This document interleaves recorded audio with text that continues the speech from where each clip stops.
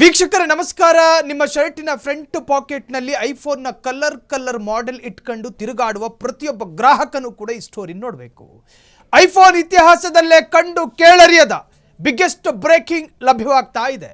ಇದು apple iPhone ಗ್ರಾಹಕರಿಗೆ biggest shocking news. Apple iPhone ಇತಿಹಾಸದಲ್ಲೇ ಬಿಗ್ ಶಾಕ್ ಇದು.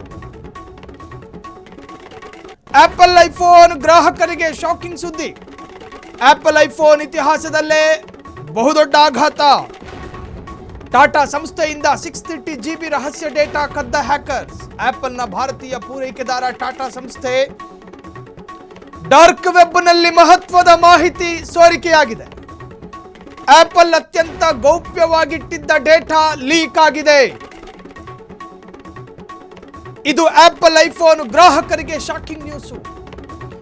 ಆಪಲ್ ಕಂಪನಿಯನ್ನ ನಂಬಿ ಕೂತಿದ್ದ ಗ್ರಾಹಕನ ಎದೆ ಮೇಲೆ ಸೈಜ್ ಕಲ್ಲೆತ್ತ ಹಾಕದಂಗಾಯ್ತು. ನಾವು ಆ ಕಂಪನಿಯ ಫೋನನ್ನು ನಂಬೋದಿಲ್ಲ, ನಾವು ಈ ಕಂಪನಿಯ ಫೋನನ್ನು ನಂಬೋದಿಲ್ಲ, ನಮಗೇನಿದ್ರು ಆಪಲ್ ಐಫೋನೇ ಬೇಕು ಅಂತ ಹೇಳಿ ಹಠಕ್ಕೆ ಬಿದ್ದು ಖರೀದಿ ಮಾಡಿದವರಿಗೆ ಇದು ಒಂತರಹದ ಕಾರ್ಡಿಯಾಕ್ ಅರೆಸ್ಟು.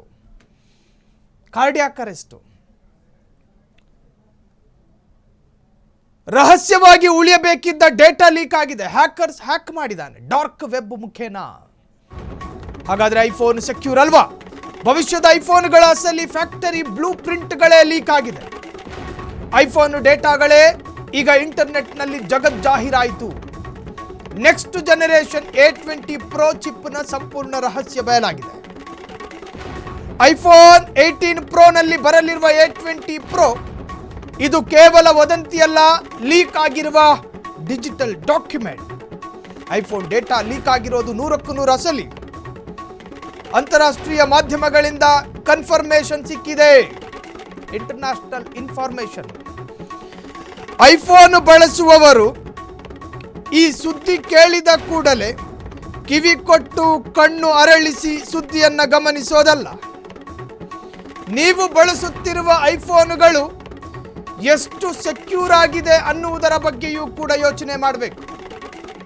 ಫ್ರೀಡಮ್ ಟಿವಿಯ ಸ್ಕ್ರೀನ್ ಮೇಲೆ ಬರ್ತಾ ಇರೋ ಬ್ರೇಕಿಂಗ್ ಇದೆಯಲ್ಲ, ಇದು ನಿಜಕ್ಕೂ ವಸ್ತು ಸ್ಥಿತಿ.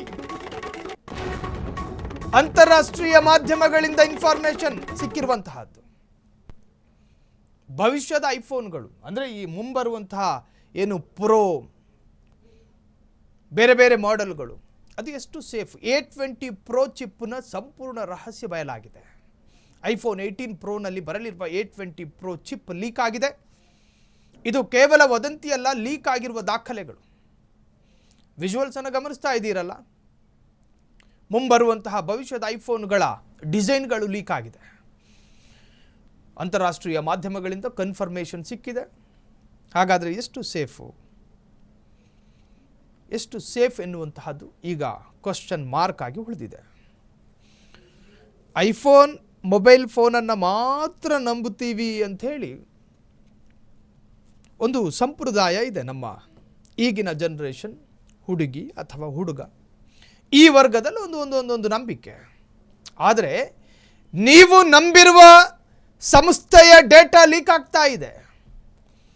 ಹಾಗಾದರೆ ಆ ಕಂಪನಿ ಸೆಕ್ಯೂರ್ ಅಲ್ವಾ? ಯಾಕೆ ಈ ತರಹದೊಂದು ಅಭದ್ರತೆ?